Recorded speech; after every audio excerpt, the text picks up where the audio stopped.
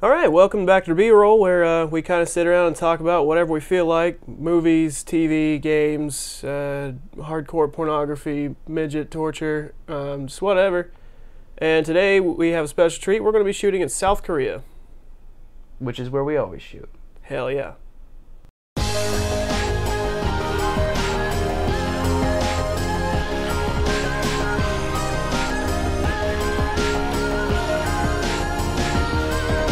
So together we've been here in Korea for about 3 years.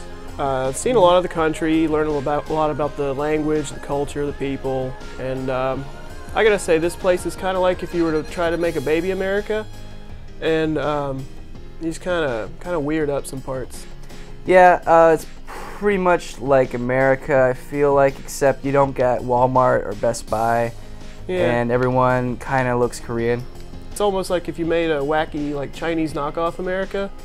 You know, some things are misspelled, like some parts are just blatantly different, so it's not breaking copyright laws. Yeah, one of my favorite things to do, like in my free time, is I actually like to go out and try to find what they call English t-shirts. Yep.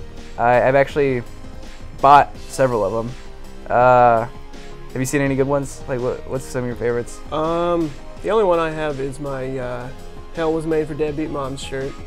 I wouldn't really consider that an English t-shirt, but I guarantee whoever made it had no idea what it said. Not even the slightest clue. I think one of my favorites is this one right here. It says Hellbound Glory, and it's just got a picture of a Campbell's soup can. Nice. It doesn't make any sense. Campbell's Hellbound Glory. Yes. 99 cents. I wanted to buy it, but it was a woman's t-shirt, and I was walking right past the store, and I was going to meet somebody, so that's the only reason I didn't buy it. And of course, it's Korea, so I have no idea where this place is at. But see, that's the best part about Korea. Even though it's women's clothing, nobody would know the difference. That's true. I'm pretty sure my jacket is a woman's jacket. But it's a fucking awesome looking jacket. That's why I got it. It's not bad. You imagine like the woman walking around in that, like, she looks kind of badass. Hey, lady. Yeah, pretty much. One of my favorite ones, I don't have a picture of it, but it was like a little cartoon alligator on this big, like, yellow sweatshirt, and it was like big, you know, huge cartoon eyes, and it said, "Let's go wild world, animals skinned alive." Good God. And it's just like... That reminds me of another one. It's actually a Japanese restaurant, I found out. But it's still funny. It just says "Go Go Curry" on it, and it's like this gorilla just going... Yeah. I have actually found this place in Japan. It is a real establishment and not just something made up. That disappoints me slightly. I just wish that I wish it was just a t-shirt. See, but it's even funnier if somebody were to have found you and been like, "Oh, you like Go Go Curry too?" And you're like, "What?" Yeah, beyond the shirts, there's like so much weird stuff that you can find. Like, their concept of English is better than the average foreigner, I think. Like, well, some foreign country, for an Asian country, it's better than most. Especially like Japan's really bad about it. Actually, I found out on my trip. But Korean English is typically like you can understand what they're getting at, but the differences and the parts where they are wrong like tend to crack me up. Like the other day, this girl tells me she's going to hit me. She's like, "I'm going to smack you if you do that." I was like, "I will slap you like a man." And she didn't quite understand that, and she's like, "I bang you."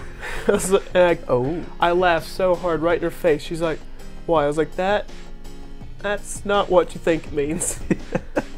Don't make promises you don't intend to keep. Have you ever experienced someone trying to talk to you in English, but they are clearly using a dictionary, but the dictionary is giving them like the bare meaning of what they're trying to say? Yeah, it's like a really obscure, like, Jeopardy word. Yeah, like the other day I got a text message from a girl. I'm gonna have to pull it up real quick. So while we're waiting for him to pull that up, there's a website called Texts from Korean Girls, and what this is where a lot of foreigners will have relationships with Korean girls who need to speak English to communicate with them, but they're not very good at it. They typically like flip the dictionary a lot, and they get like really obscure, like thesaurus type words for whatever they're trying to say, and it always comes out as like this jumbled mess. Here's an example of a real text I got the other day. Real text. I've been studying in the library with a friend. Long study, triangle, devastated for recording, schedule soon, spy. That is a real text message I got. I have no idea what the fuck that's supposed to mean. Yeah, that's precisely the sort of stuff. That's an absolute mess. My favorite so far, which, as I'm told, is currently #1 on Text from Korean Girls, it said, "I am thrilling by your coolness. I am no longer interest to you, who is not interested in O," like just the letter O. And why the hell was she saying this to you? This is when we were breaking up. I think thrilling by your coolness was supposed to be, I'm shocked you would be so cold. I want to start saying that to everybody. I was, however, I didn't think twice about it because girls are always thrilling by my coolness anyway. Yeah, of course. Naturally. So I wasn't sure how to take that one at first. Well, moving right along, we have actually managed to book an extra special treat for this episode. We have a live via satellite interview with none other than Stan Lee himself. Stan, are you there? Hello. Good afternoon, true believers. Well, thank you for coming on the show, Stan. We don't want to waste any of your time, so we're just going to jump right on. Oh, please. Call me Stan Lee. Okay, Stan Lee.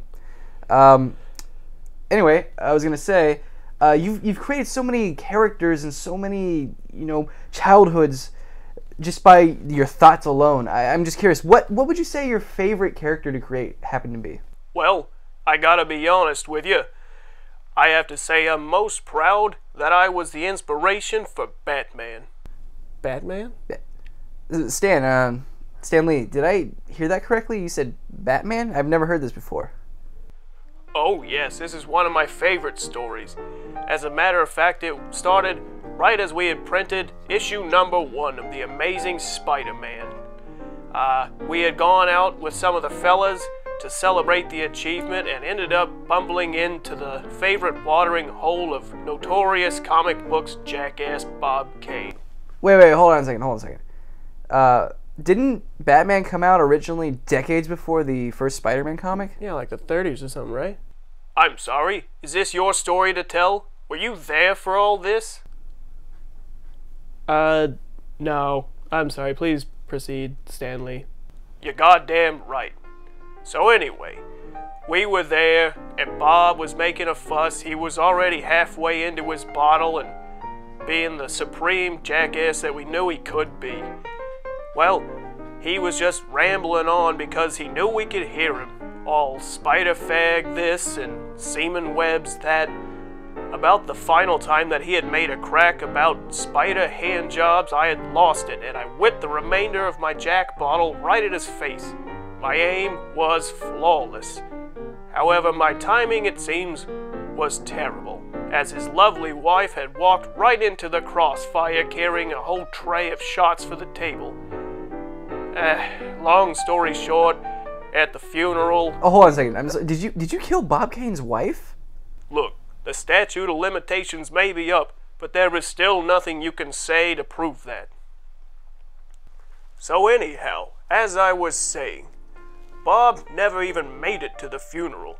Rumor around town was he had been a drunk mess the entire time. And I go home that afternoon to find that he was camped up in one of my trees in the front yard, all in black pajamas, trying to ambush me. I made my way through the back door so that I could avoid him jumping out of a tree and sawing my head off with a lawnmower blade or something. But every night, Bob would manage to find a jogger or a neighbor's dog running through the neighborhood, and he would just snatch him up and rope him to the tree, let him hang around, and he wouldn't kill him.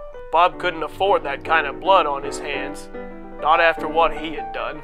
But he used it just to terrify me, just to let me know what was coming if I ever made it out the front lawn. Well, this carried on for about a week until I had the idea that would save my life and probably Bob's career. I had soaked a raw chicken in a tub of phenobarbital and I left it out in the garbage. I knew Bob hadn't come down for food for probably the entire week. He must have been starving. Well, I woke up the next morning to find Bob slumped over the garbage can like any other weekday afternoon, and we rushed him down to the hospital so we could simultaneously get him, checked out physically for his health, and to have him strapped to a table where we could know where he is at all times. He woke up cursing at my name and spitting at my face, and I tell him, Bob, you can turn this into something good. You got a good thing going, the black get-up, hiding in the night, terrifying me, and maybe not so much with the raw chicken, that was just batshit insane.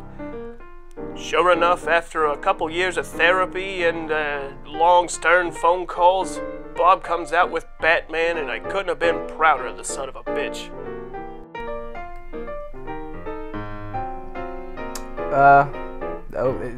Okay, that's the history of Batman. I guess no one's ever known. That's interesting. Well, check in next week and... Oh, that wasn't the whole story. So this other time, Bob is... Thank you, Stanley. You know what? Maybe we'll get the rest of that story some other time. Wait, there's more. It's okay, Stanley. We can get it some other time. Thanks for coming on the show. Yeah. Yeah.